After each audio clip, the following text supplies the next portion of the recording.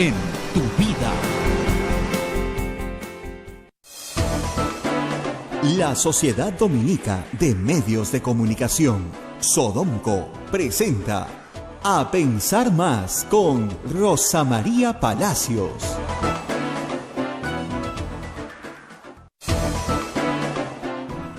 Señoras y señores, muy buenos días. Son las 8 de la mañana en punto y les damos la bienvenida a Pensar Más a través de las emisoras de la Sociedad Dominica de Comunicación.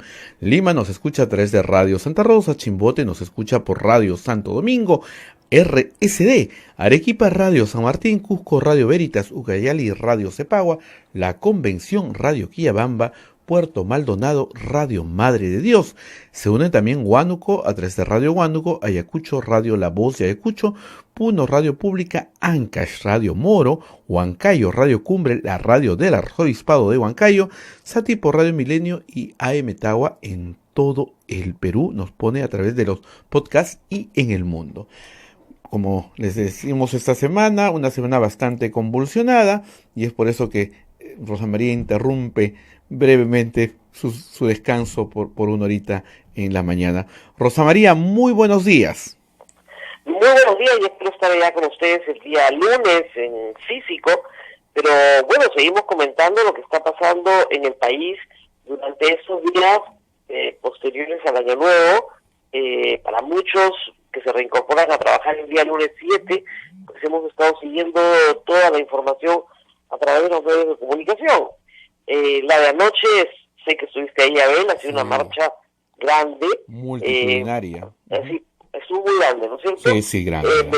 He estado leyendo los cálculos que ha hecho Farid Matuk, y él señala que calcula que habían por lo menos 16 cuadras llenas, y eso le arroja un cálculo hacia el ojo de 20.000 personas, para un día de enero sin mucha anticipación. La verdad que es una convocatoria muy importante, porque además de esto hay que sumarle toda la gente que ha salido a marchar en el resto del país, que no ha sido poca, en distintas ciudades, en distintos horarios, porque depende mucho también del clima.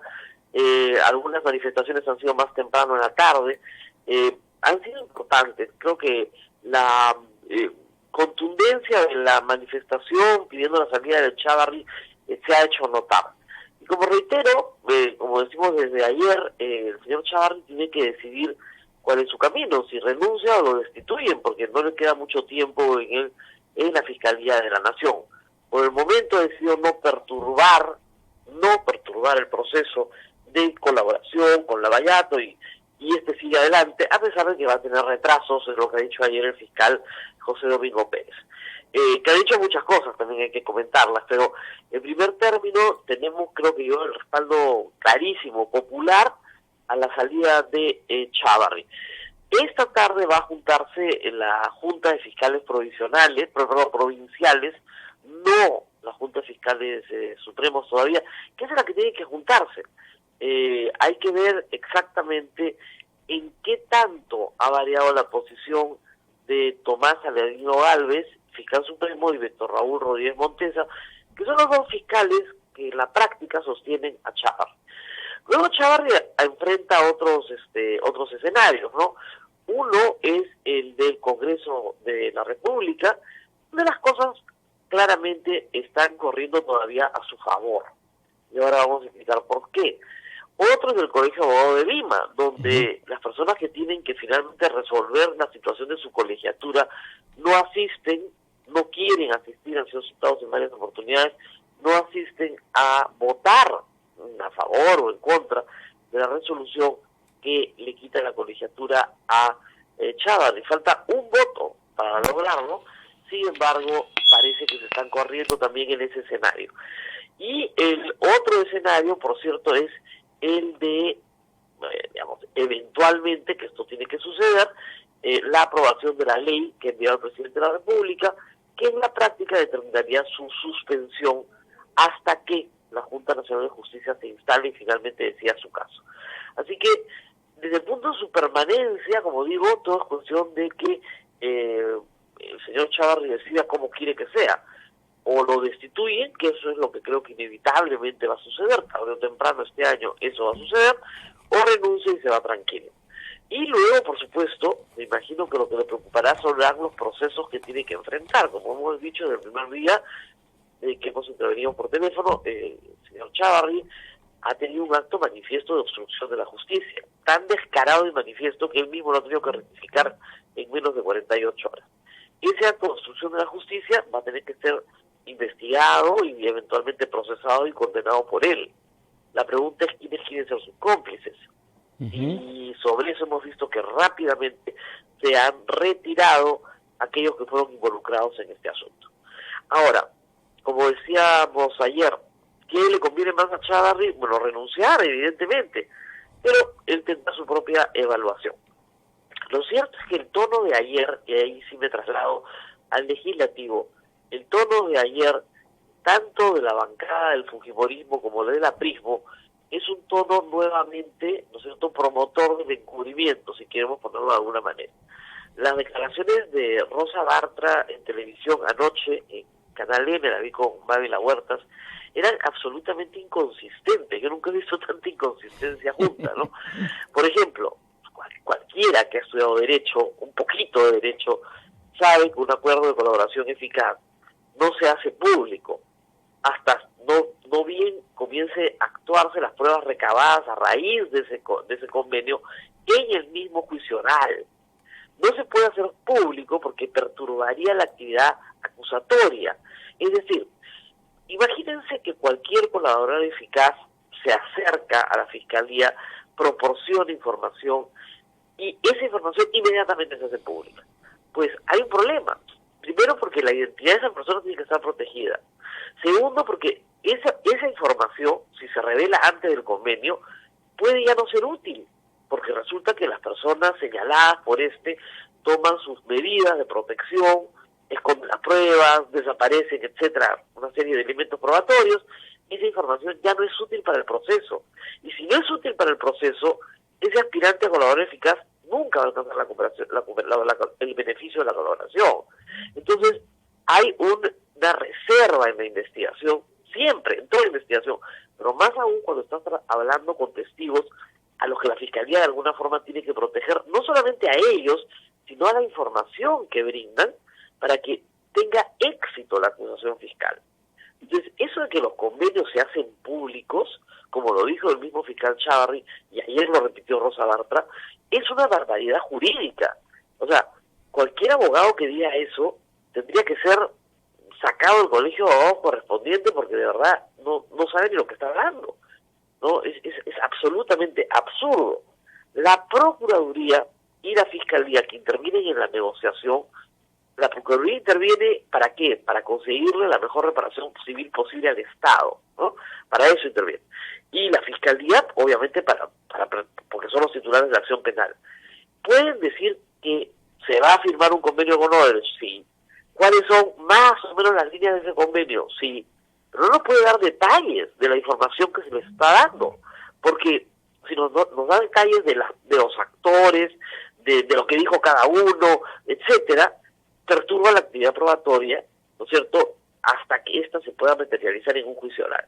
Entonces, eso a mí me parece claro que desde el punto de vista de Chávarri y de Rosa Bartra, Jorge del Castillo es otro actor en esto, quieren invalidar a como sea este convenio, quieren que este convenio no funcione. Y por esa razón piden, por ejemplo, que se publique. Si se publica no va a funcionar. Entonces es tan inconsistente como eso, ¿no? Yo lucho contra la corrupción, pero pido que se haga, ¿no es cierto?, un acto que es contrario a la ley. ¿Cómo vas a luchar contra la corrupción si estás pidiendo que se actúe ilegalmente? Y está claro, cuando le preguntaron a Rosa Bartra sobre la situación de Chávarri, si debía renunciar o debía esperar su destitución, etcétera, ella dijo que no se pronunciaba sobre lo que sucedía en otros poderes del Estado, porque respetaba la independencia de cada poder. Esto después de haber despotricado al presidente de la República, que hasta donde yo recuerdo es el titular de otro poder del Estado, y de haber despotricado del fiscal Pérez, que hasta donde yo recuerdo también es fiscal. Entonces, las inconsistencias eran manifiestas. O sea, el fujimorismo rebelde a los úcases hoy de Keiko Fujimori quiere seguir en este plan de obstaculizar la acción de la justicia a como de lugar. tanto en cuanto a la situación de Chávarri como a la situación del proyecto de ley enviado por el presidente de la República. Porque lo que había pedido el señor Salaverry es que la Junta de Portavoces se reuniera para exonerar del trámite de comisiones el proyecto. ¿Qué ha decidido la bancada fujimorista reunida ayer en su local partidario? Que no van a exonerar el trámite de comisiones, por lo menos no con sus votos. Ahora, nótese que asistieron 40, no asistieron los 60, otros estarán fuera de Lima, pero que no van a exonerar del trámite de comisiones. Entonces, Salaverry va a llevar el proyecto al Pleno y seguramente habrá una cuestión previa donde se debata en el Pleno si se exonera o no del trámite de comisiones, y ahí habrá que contar los votos. Lo que sí hay que decir es que con estos actos Fuerza Popular está provocando una cuestión de confianza.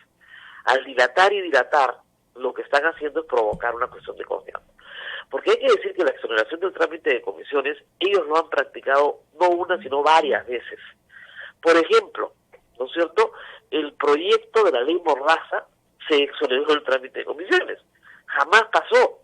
Una norma que el Tribunal Constitucional ha declarado inconstitucional, jamás pasó por el trámite de comisiones. Y justamente el Tribunal Constitucional en esa resolución llama la atención sobre este hecho.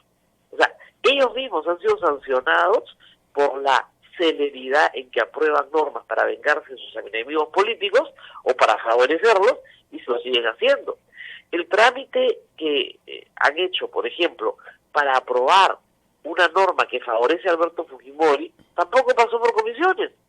Entonces, que no nos vengan con el cuento de que ellos nunca exoneran normas para el trámite de comisión, se vende el trámite de comisiones porque lo han hecho para vengarse de sus enemigos políticos o para favorecer a sus enemigos políticos. En el pasado y varias veces.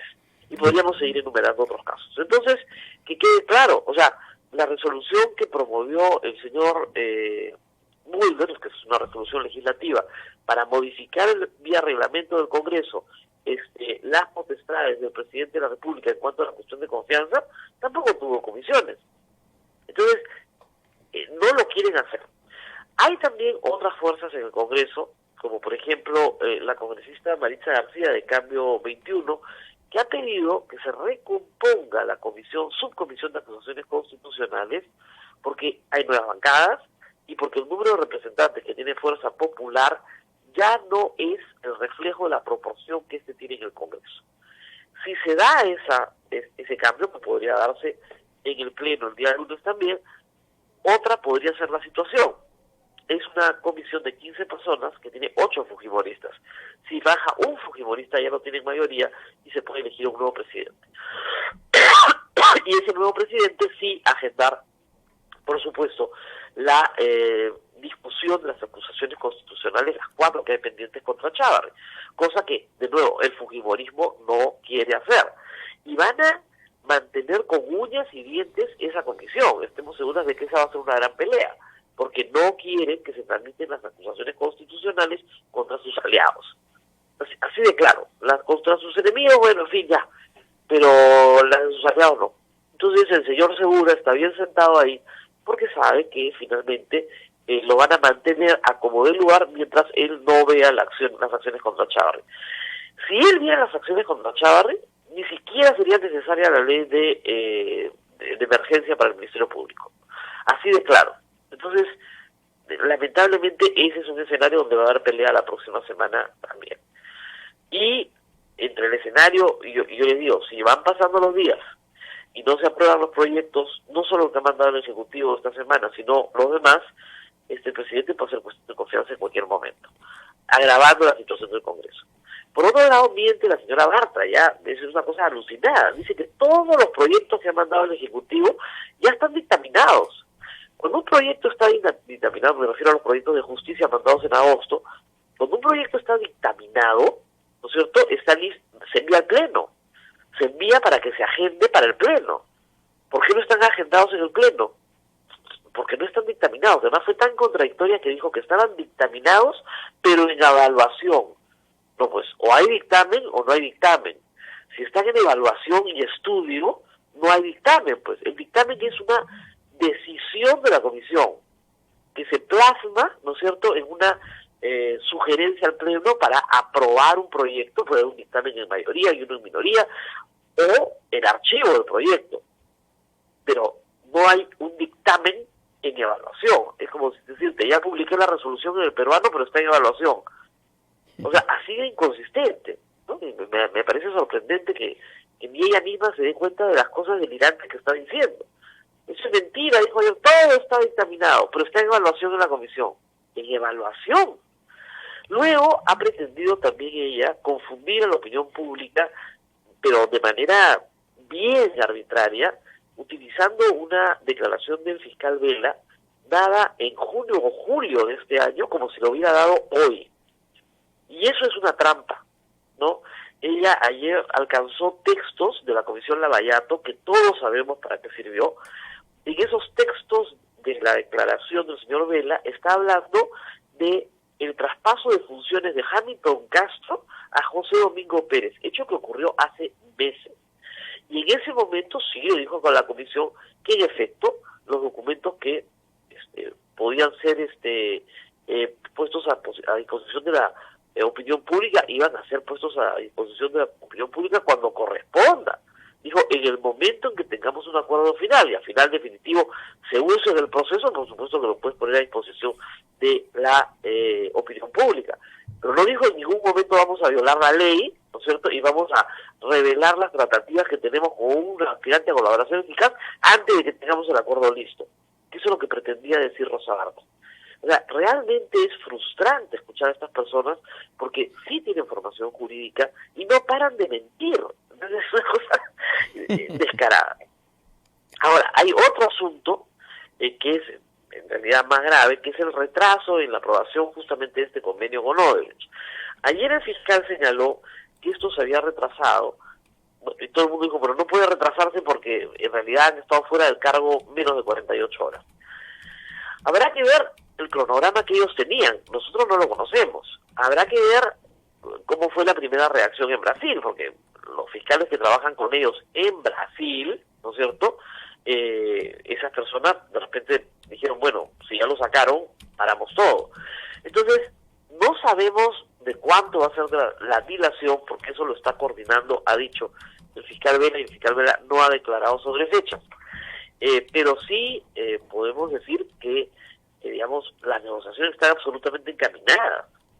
El preacuerdo, digamos, satisfacía a Odebrecht, a la Fiscalía y a la Procuraduría, que también participó. Falta, ¿no es cierto?, que se firme en Brasil y luego que el juez peruano lo apruebe. O sea, es un proceso, ¿no? Y a todo esto hay que añadir un asunto que no es menor. Jorge del Castillo ha pretendido durante 3 días aprovechar las declaraciones del presidente de la República para decir que el presidente de la República no está de acuerdo con el acuerdo con Odebrecht.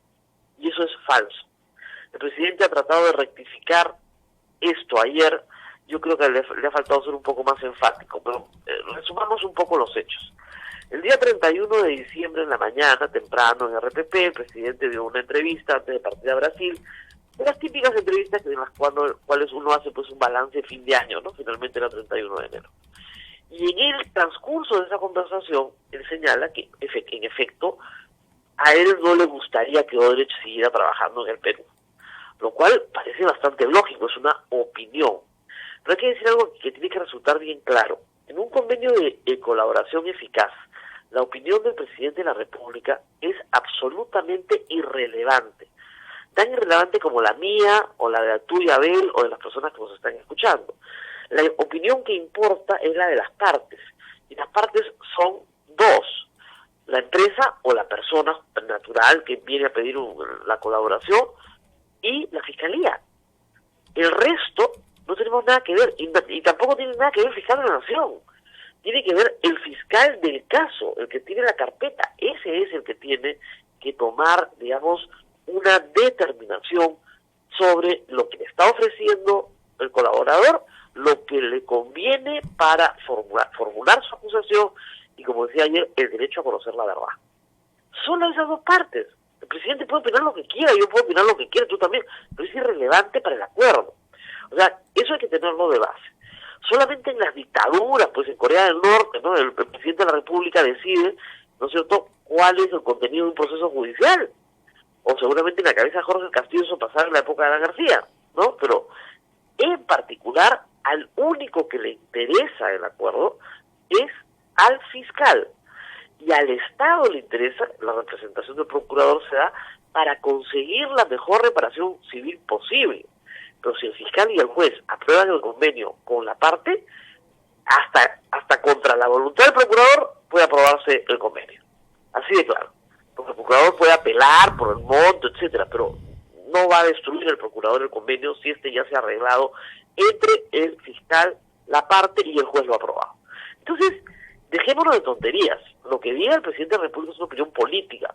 Sí, bueno, a mí y a ti tampoco nos gustaría que Odebrecht siga operando en el Perú, porque efectivamente es una empresa que ha hecho mucho daño.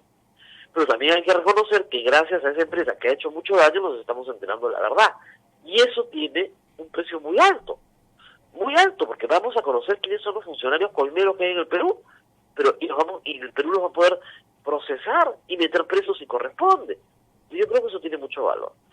Pero luego hay que decir dos cosas. El presidente nunca dijo que Odebrecht tenía que cerrar todas las operaciones que hoy tiene en el Perú con las que tiene que pagar la reparación civil. En ningún momento dijo eso. En ningún momento dijo, bueno, tiene que entregar todo lo que tiene en el Perú, o sea, concesiones que tiene en el Perú, y que se vaya, ¿no? Lo que ha dicho que no le gustaría que siga operando, pero se está refiriendo al futuro, es decir, que Odebrecht no sea parte en licitaciones del Estado. En licitaciones del sector privado, el presidente de la República tampoco puede decir nada, porque si un privado lo quiere contratar, es problema del privado, no del Estado. El Estado no interviene en contratos entre particulares. Aquí tampoco estamos en una dictadura. Si un privado quiere contratar a esa o a otra empresa, o a cualquier empresa, es asunto del privado. Entonces, ¿qué pasa con la participación a futuro de Odebrecht en licitaciones públicas? Como sabe cualquiera que sepa algo de licitaciones, y Jorge Castillo sí sabe, porque ha sido primer ministro, las personas jurídicas que son proveedores del Estado, que tienen pleito pendiente con el Estado, no pueden participar en las licitaciones. Eso lo sabe cualquiera. El señor presidente de la República ha sido subcontratista del Estado peruano también, porque él tenía una constructora en Moquegua, y los grandes proyectos subcontratan localmente. Y sabe perfectamente que si no tienes tu registro de proveedores sin pleitos pendientes con el Estado peruano, no puedes participar. Entonces, es un hecho que Odebrecht no puede participar en un proceso hoy porque tiene pleito pendiente con el Estado peruano. Y ese pleito no concluye hasta que dos situaciones se den. Se condene, ¿no es cierto?, a las personas que están participando del proceso, o finalmente se pague el íntegro de la reparación civil, cosa que ha trascendido se va a dar en plazos porque justamente lo que han negociado en este convenio son plazos para el pago de la reparación civil, que no se da de un día para otro, sino a lo largo de varios años, con el producto de lo obtenido en el país, porque de eso se trata, o con el producto de las ventas de los activos que tienen en el país. Entonces se asegura la reparación civil de esa forma, con estas garantías. ¿Por qué? Porque tienen activos en el país. Piensen ustedes cuánto ha pagado reparación civil, por ejemplo, Alberto Fujimori. Nada. Abimael Guzmán, nada. Nunca se les pudo sacar un centavo, y como a ellos, a muchísimos otros, porque nunca se pudo asegurar bienes que paguen la reparación civil. Pero ahí mismo Montesinos no pagó un centavo la reparación civil. Se ha incautado lo robado, que es diferente. O sea, el cuerpo del delito es diferente en la incautación de lo que tenían que pagar ellos mismos a título personal por reparación civil al Estado peruano. Este va a ser uno de los primeros casos en que sí se garantiza el pago de la reparación civil, pero ¿contra qué? Contra activos que tiene la empresa en el Perú y que los tiene que seguir teniendo para que le rindan lo suficiente para que pueda pagar. Esa es la práctica, además, internacional. Así sucede en Suiza, en Estados Unidos, así está sucediendo en Brasil. Entonces, no es que el Estado siga haciendo negocios con Odebrecht como si nada hubiera pasado. Muy por el contrario, le permite hacer estos actos, que son parte de las concesiones que obtuvo en el pasado, para que a través de estos actos comerciales logre tener un beneficio que le permita al Estado cobrarse la deuda que le tienen. Mientras esa deuda esté vigente, muy difícil que Odebrecht logre participar o ganar un proceso de licitación en el Estado, porque como reitero, es un proveedor que tiene pleito pendiente con el Estado peruano. Entonces yo creo que acá hay un aprovechamiento político de Jorge del Castillo para desprestigiar al presidente de la República como un opositor al convenio, lo cual él ha dicho ayer que es falso, dice que hay que apoyar a los fiscales y hay que reanudar con celeridad, ¿no es cierto?, todo lo necesario para alcanzar este convenio. Y en segundo lugar, hay un aprovechamiento político para dilatar nuevamente este convenio que tan perjudicial va a ser para Alan García. La única explicación de su conducta hasta este momento es esa, que este convenio es tremendamente perjudicial para Alan García y tal vez también para algunos fujimoristas que no quieren ni siquiera considerar lo que ha pedido su líder Keiko Fujimori desde la cárcel. Entonces, esa es la situación, pero no nos dejemos engañar. El tema del convenio va a seguir adelante y se va a resolver. Se demorarán un día más, una semana más, pero no va más allá de eso. Y eso de que en Brasil están cambiando las autoridades y que de repente pues ya no va el convenio, es también ridículo. Brasil ha escogido a un presidente de derecha radical, tal vez hasta muy fascista, pero él mismo sabe que no puede intervenir en el caso Lavallato. Es más, ha nombrado al juez Moro como ministro de Justicia. Y justamente él sabe que si ha sido elegido es porque su país está harto de la corrupción que se dio el gobierno de Temer, Dilma y Lula. O sea, no va a hacer nada para perjudicar esta negociación, por el contrario. Entonces es bien ingenuo creer eso también. Entonces no hay que dejarse engañar, hay que conocer un poquito la ley. Ya saben, todos los que nos escuchan, no hay convenio de colaboración significa que se publique para que todo el mundo lo comente. El presidente de la República no tiene nada que hacer en ese convenio y Odebrecht no puede operar como contratista del Estado en este momento porque tiene pleito pendiente con el Estado peruano. Entonces, ¿de qué estamos hablando? ¿A quién estamos confundiendo? Probablemente a personas que no conocen la ley. Lo malo, reitero, es que estas personas que dicen estas cosas sí conocen la ley. Y a sabiendas de lo que conocen, mienten para confundir. Y lo hacen todo el tiempo. Entonces, hoy por hoy, prácticamente el oficio del periodista es ver en qué momento te están mintiendo y advirtiendo al público que lo que dicen las autoridades, porque estas son autoridades, es mentira. Y en esa situación estamos de manera permanentemente en guardia todo el tiempo, porque confunden, ¿no es cierto? Confunden a personas de buena voluntad que podrían creer que el presidente de la República se ha coludido, ¿no es cierto?, con corruptos para evitar que haya un convenio, como ayer repetían varias cuentas en redes sociales. Entonces, mucha atención, ¿no es cierto?, a estas campitas que son permanentes. Hay un grupo de corruptos que no quiere que el convenio finalmente se materialice porque implica su ruina, ¿no es cierto?, no solo política, sino también penal. Entonces, hay que estar atento a esas fuerzas en todo momento para saber que van a operar y que se van a resistir. Entonces, aquí lo más importante en este momento es saber la verdad, como yo decía ayer. La verdad tiene un precio, sí, efectivamente. Odebrecht va a lograr que sus funcionarios no sean procesados en el Perú.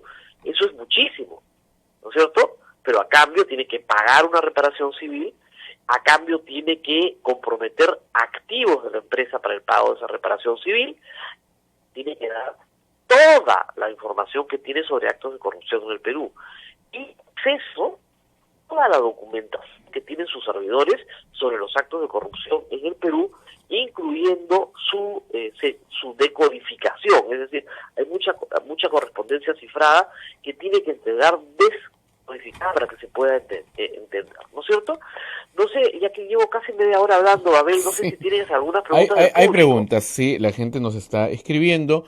La primera pregunta y la recurrente es, los tuits de Keiko Fujimori, esos tuits que decían que hay que apoyar al presidente, ¿es una doble jugada? ¿Es alguna estrategia? No, yo no lo creo. Yo creo que son lo que ella quiere que se haga. Y lo dice en público para que quede claro, porque si no sería una inconsistencia absoluta. O si su bancada hace lo que le da la gana, entonces ella no solamente ha perdido desde el punto de vista penal y procesal, finalmente está en este momento detenida, sino que ha perdido también todo el liderazgo político. O sea, ya no es la jefa de su partido. No sirve para nada su autoridad. O sea, eso es lo que nos están diciendo. O sea, ya, digamos, Keiko estaría formando su bancada con Salaverry. Es absurdo completamente. Yo no creo que haya una doble jugada. Yo creo que hay un grupo de congresistas desesperados, en desacuerdo con la decisión de Keiko Fujimori, que quieren seguir manteniendo las cosas como las han estado realizando en los últimos 2 años.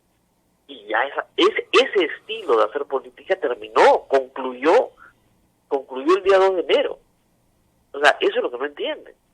Contra esas resistencias tiene que trabajar el señor Salaverry, que anoche ha sido insultado por Rosa Bartra varias veces. En la mañana había dicho que era el eco del presidente de la República, después en la noche dijo que se tenía que quitar las rodilleras. Discúlpenme, eso es un insulto y bien serio. No sé de dónde vino Rosa Bartra de repente ese insulto, pero a mí me parece un insulto espantoso. Y no voy más allá porque me han explicado que tiene ciertas connotaciones más vulgares. Así es. Entonces, ¿de qué estamos hablando? ¿No? Estamos hablando de un grupo de congresistas que yo considero que no deben ser la mayoría, aunque ayer dicen que se han reunido los 40, que han estado de acuerdo en que no se exoneren el plan de comisiones, pero estamos hablando de un grupo de congresistas que está en manifiesta desobediencia de lo que les está pidiendo la líder de su partido, que está presa y a la cual le están haciendo mucho daño con esta conducta. Porque, nuevamente, ¿por qué está presa? Está presa porque está obstruyendo la justicia. Acción probatoria. Y ella lo que está pidiendo es, por favor, demuestren que no estamos obstruyendo la acción probatoria. Así es. Y no le hacen el más mínimo caso.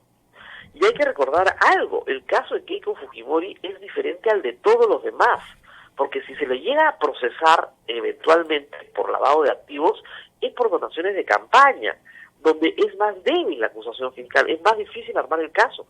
Los demás están procesados por cohecho. Entonces, ¿por qué ella se va a comprar, ¿no es cierto?, el pleito de defender a los que están procesados por haber recibido coimas, si ella no ha recibido coimas?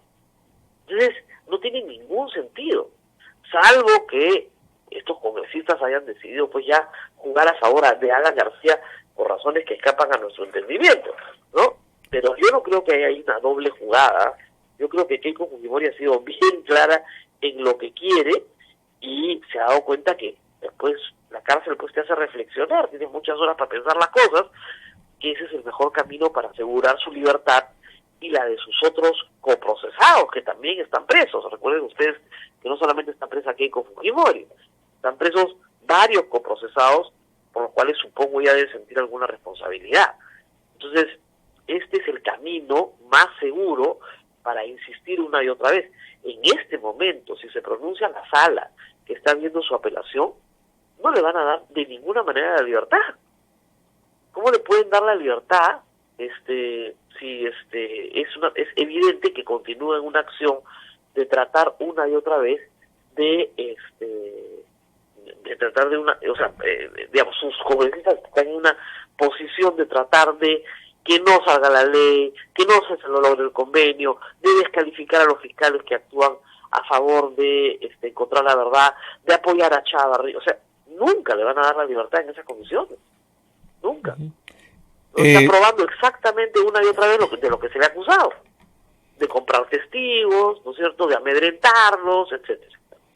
Si el día lunes el proyecto del presidente de la República tiene que ir a comisiones, esto significa que tiene que pasar por la presidencia de la señora Rosa Bartra. Obviamente, por su comisión, ¿sí?, por la Comisión de Constitución, que no ha dictaminado los proyectos que él mandó en agosto. Entonces, ella dice que los ha dictaminado porque están en estudio. Y si los ha dictaminado, que los pongan ya en el pleno el día lunes también. Entonces, si están dictaminados, que los pongan en el pleno el día lunes.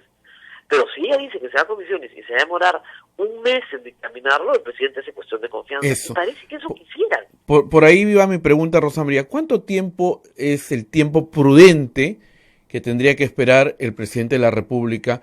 Porque si va a la comisión de la señora Rosa Bartra, esto va a ser la historia sin fin. Entonces, ¿cuánto tiempo tendría que esperar el presidente? Eso depende mucho del propio presidente de la República.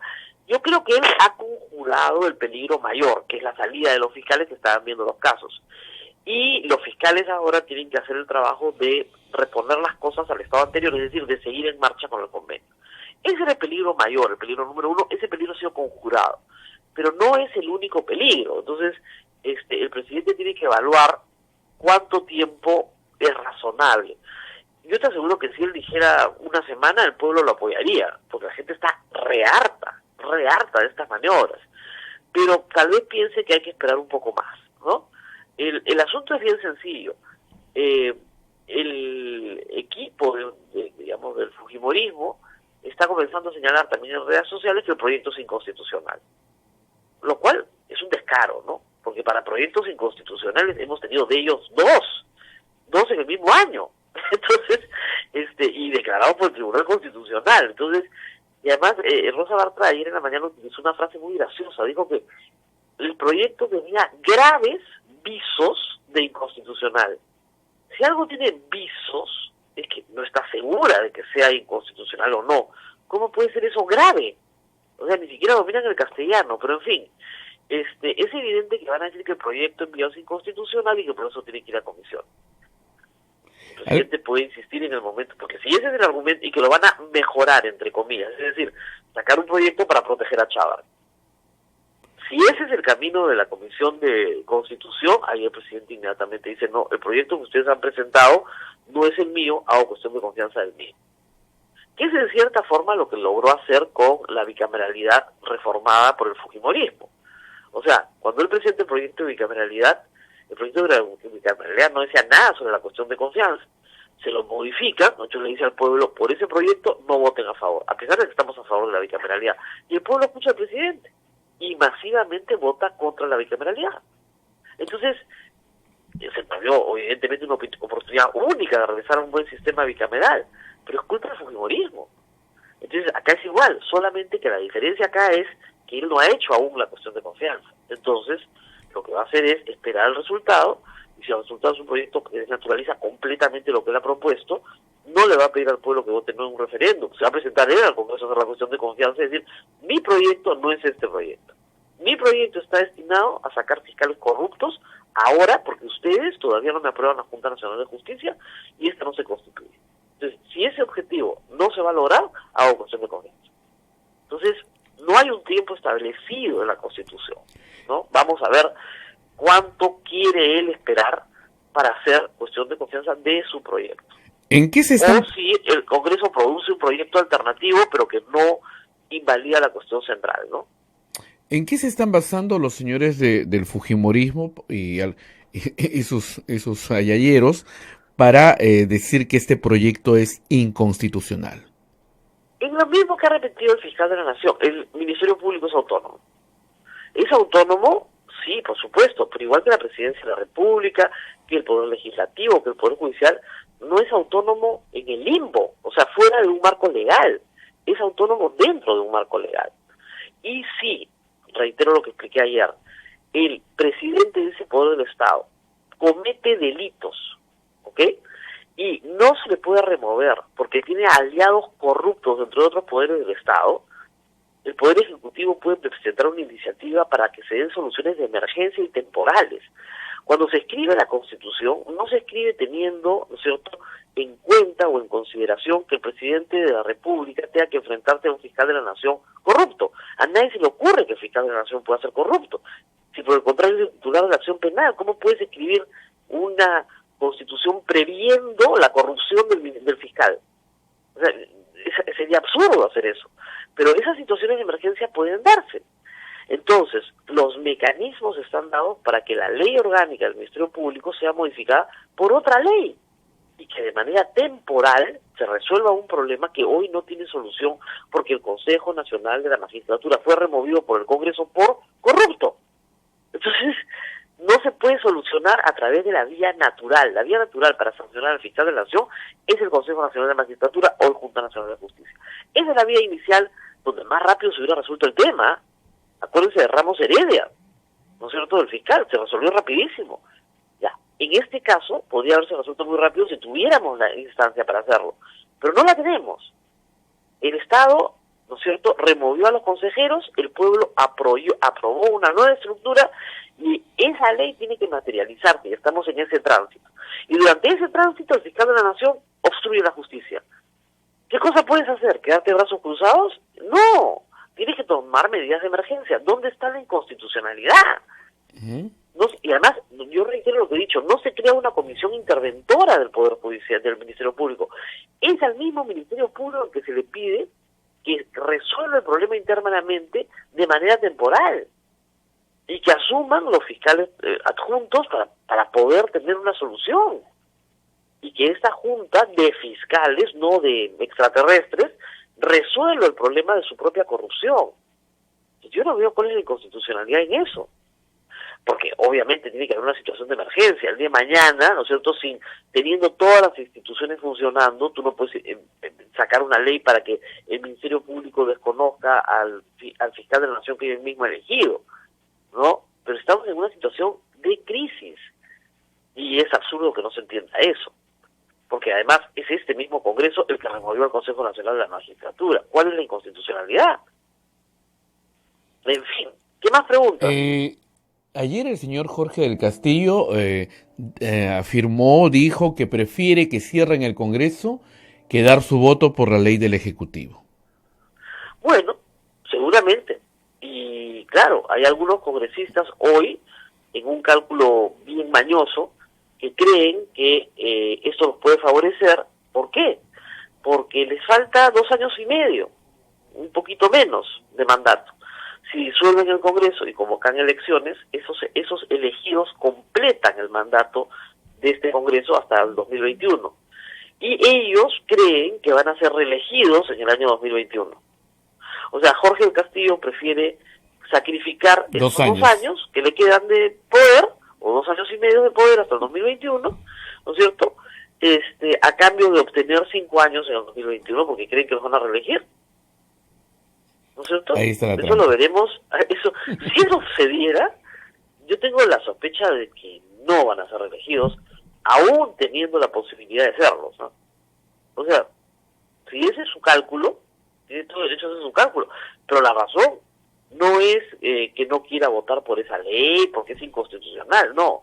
La razón es que ellos necesitan o necesitaban, tal vez ya no tanto, a fiscales amigos en la Fiscalía para favorecer a Alan García y evitar que el pueblo conozca la verdad de las coimas que se pagaron durante su gobierno. Mas ya lo hemos visto, miren, la comisión Lavallato de Rosa Bartra, ¿para qué sirvió esa comisión? Única y exclusivamente para encubrir a Alan García. Es al único al que no encuentran responsabilidad de nada y tenía 5 años de gobierno con el mayor número de obras que Odebrecht haya realizado fuera en el Perú.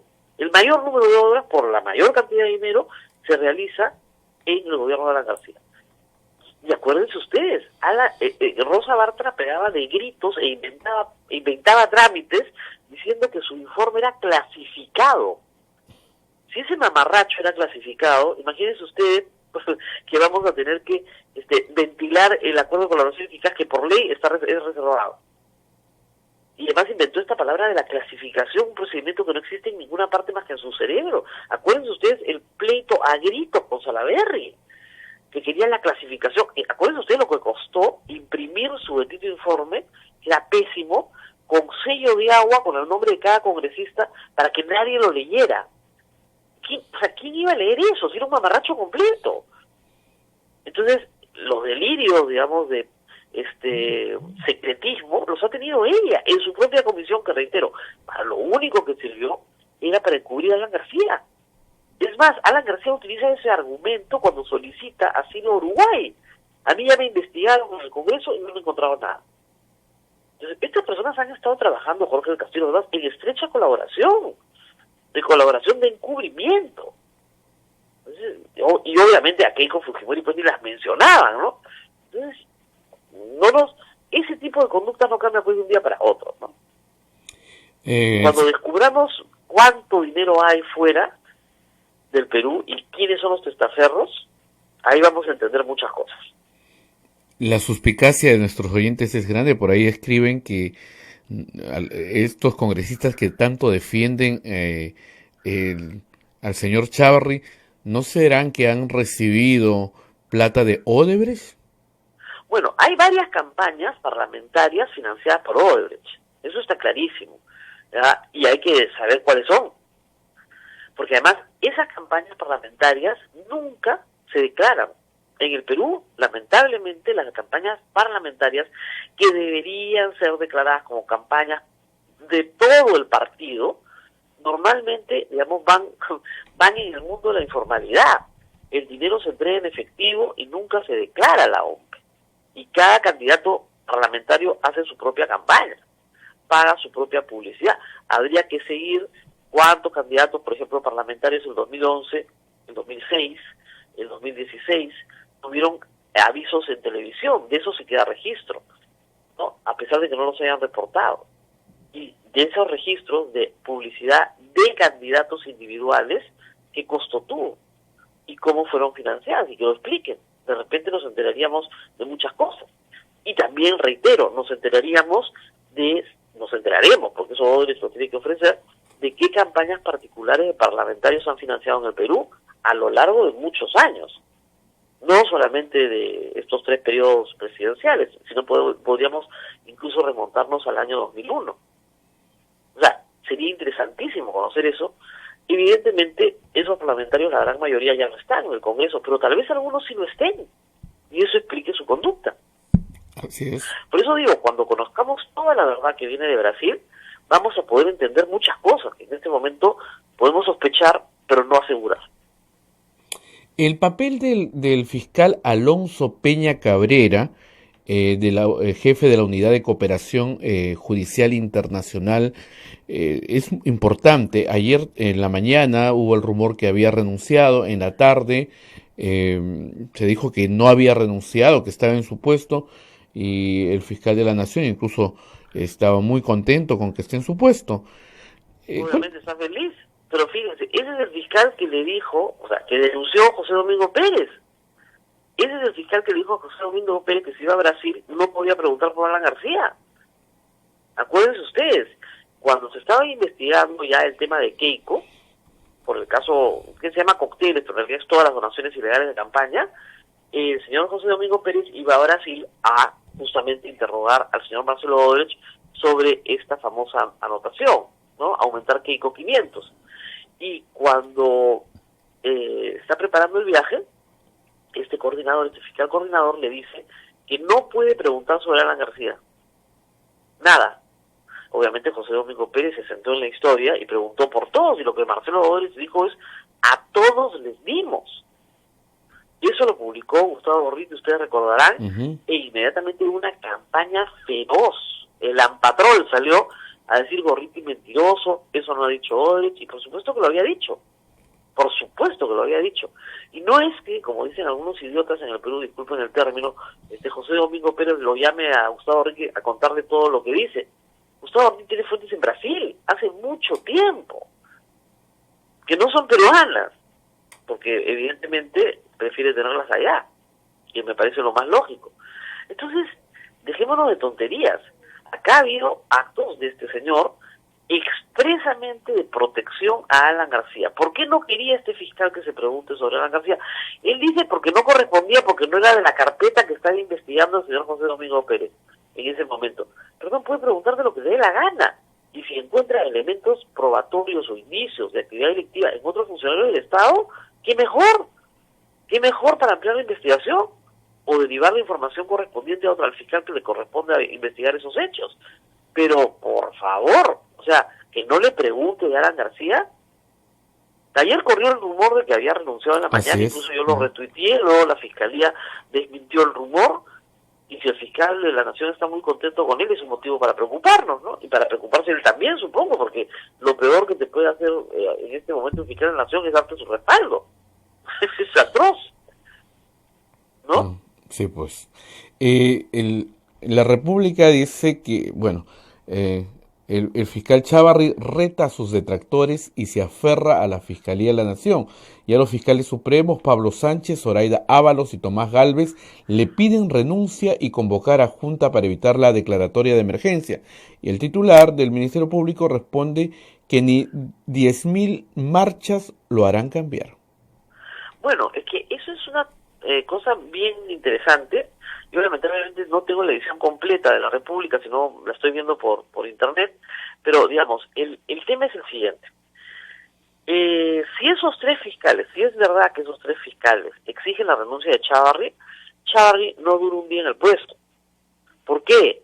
Porque la clave ahí es Tomás Aladino Gálvez, que ha tenido declaraciones, sí, que parecen que estuviese pidiendo la renuncia de Chávarri, pero a mí no me queda muy claro.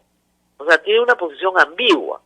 Pero si él se reúne con los otros dos, y entre los tres deciden destituirlo, ya no hay más Chávarri. Claro. Se acabó la historia.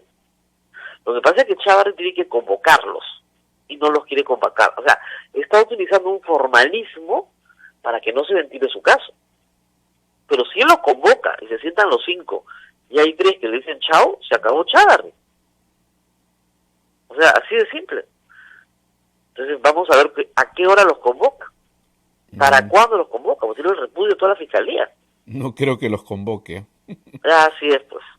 Eso es lo que pasa. Entonces, las leyes tienen formalidades, evidentemente, para proteger a las personas, en fin, porque tienen una razón de ser.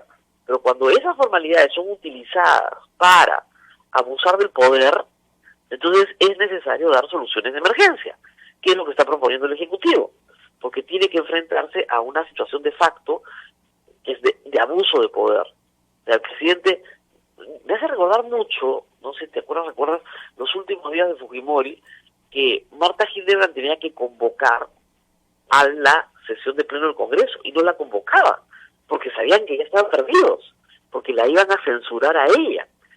Entonces no convocaba.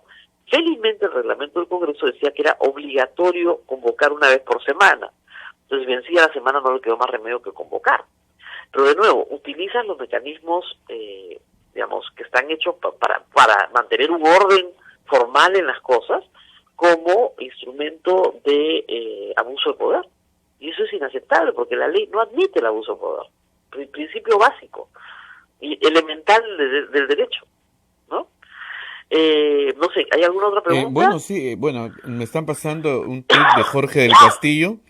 Hoy viernes 4 a las 10 de la mañana, la Comisión de Defensa recibirá al señor Pedro Cateriano, quien declarará sobre la compra del satélite. No, el señor Pedro Cateriano ya le mandó una comunicación que ha hecho pública en redes, que yo la retuiteé ayer riéndome un poco. Miren, vamos a explicar un poquito las cosas para que la gente entienda. Cuando a Alan García se le citó a la mega comisión, ¿no es cierto?, y a otros funcionarios de el aprismo, ellos evitaron, ¿no es cierto?, asistir o responder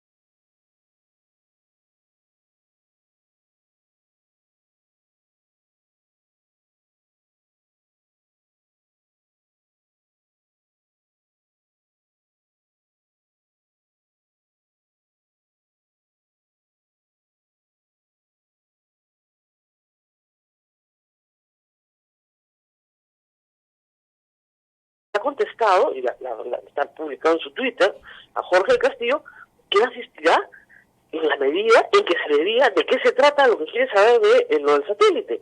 Porque ya fue investigado claramente, no solamente en la comisión de Lucianita León, sino que fue investigado en la misma Comisión de Defensa, en el Ministerio Público, y archivado en 2 instancias. Entonces, señor, ¿qué cosa me quieren preguntar del satélite que yo ya no haya respondido en este mismo Congreso a su comisión? Y 2, ¿qué cosa me quieren preguntar que no haya sido archivado ya contra una serie de funcionarios, no solamente Pedro Cateriano, sino funcionarios públicos y miembros de la Fuerza Aérea del Perú?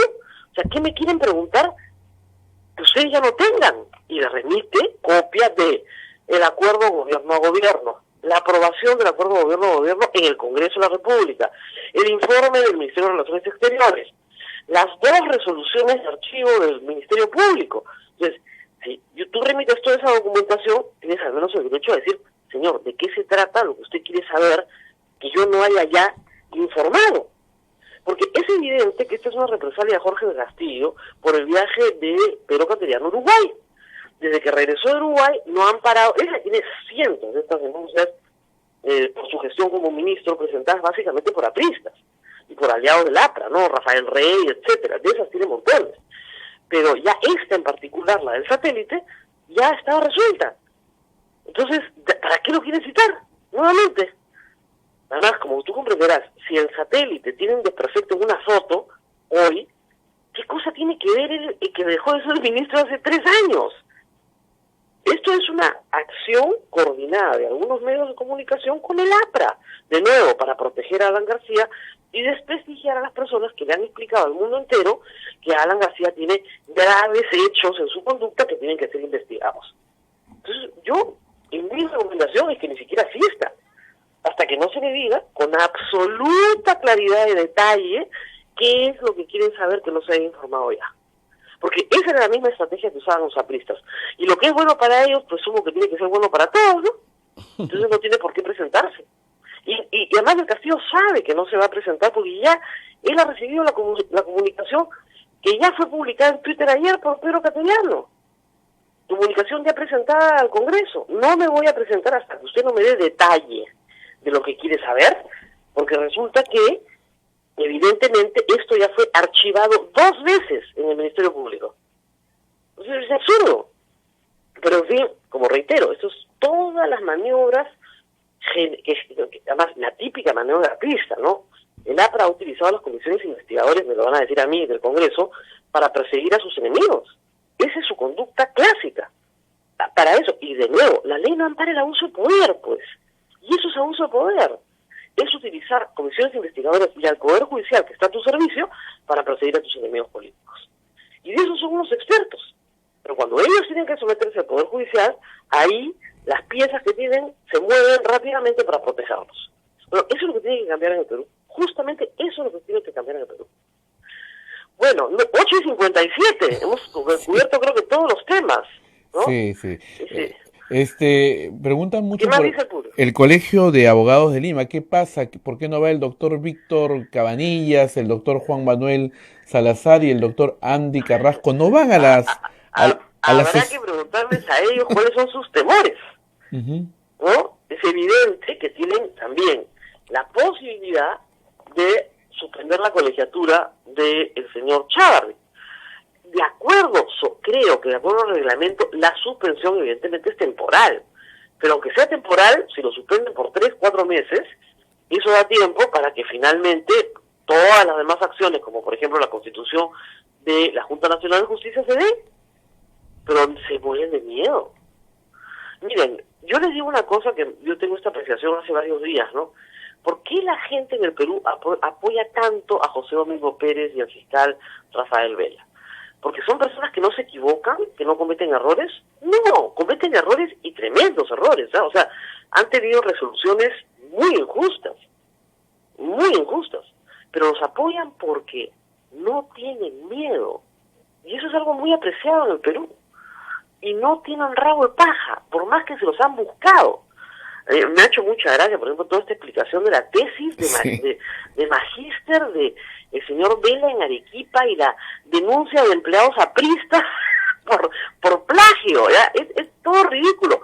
Están sujetos a un escrutinio brutal, pero no tienen rabo de paja. Y son valientes. Eso es lo que se aprecia. Entonces, finalmente, estas personas del colegio de abogados pues no son valientes. No se le puede exigir valor a todo el mundo, ¿no? Pero yo creo que el pueblo los apoya no porque no se equivoquen. O sea, yo, por ejemplo, creo que las prisiones preventivas, y eso creemos muchos abogados, tienen que ser excepcionales. Richard Concepción Carguancho no lo cree así, y el fiscal José Domingo Pérez tampoco. Pero, y también creo que es absurdo, por ejemplo, quitarle su casa a Ollantumala al día siguiente de que lo libran de la prisión, con sus hijos dentro de la casa, ¿no? Fue tan manifiestamente absurdo, porque la casa está embargada, ya está, digamos, asegurada a favor del Estado, y el fiscal superior, el colegiado superior a Carhuancho, evidentemente les devolvió la casa, ¿no? Ya les devolvió su casa, no sé si habiten ahí o no, pero, digamos, han tenido decisiones, sí, muy arbitrarias, que no me gustan, pero son valientes y son honestos. La combinación de una persona valiente y honesta en el Perú es tan excepcional en estos días que por eso tienen todo el apoyo que tienen.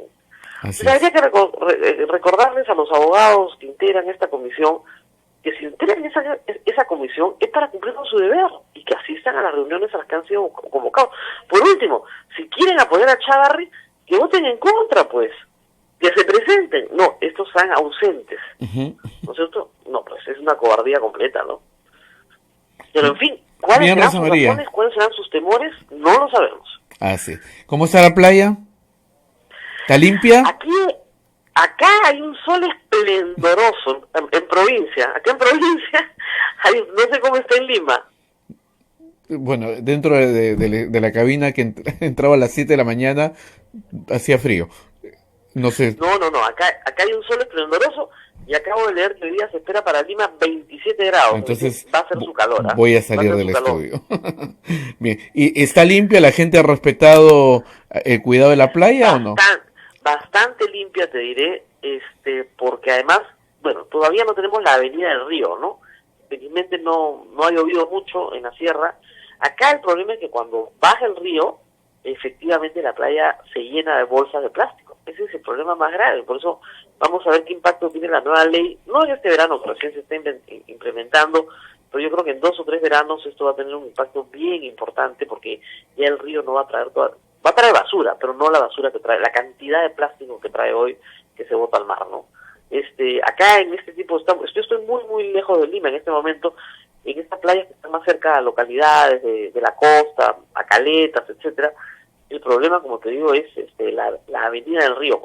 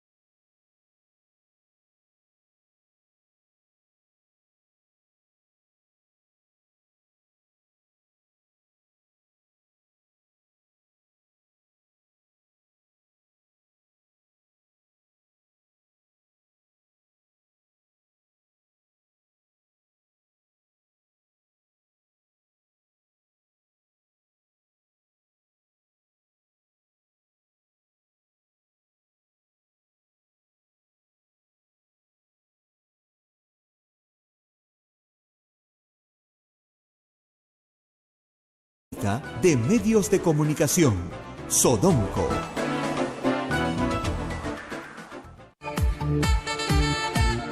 Radio Santa Rosa, buenas nuevas en tu vida. Ya salió a la venta el almanaque 2019 de Radio Santa Rosa, con 32 páginas finamente ilustradas con la obra de nuestros santos dominicos. Además, un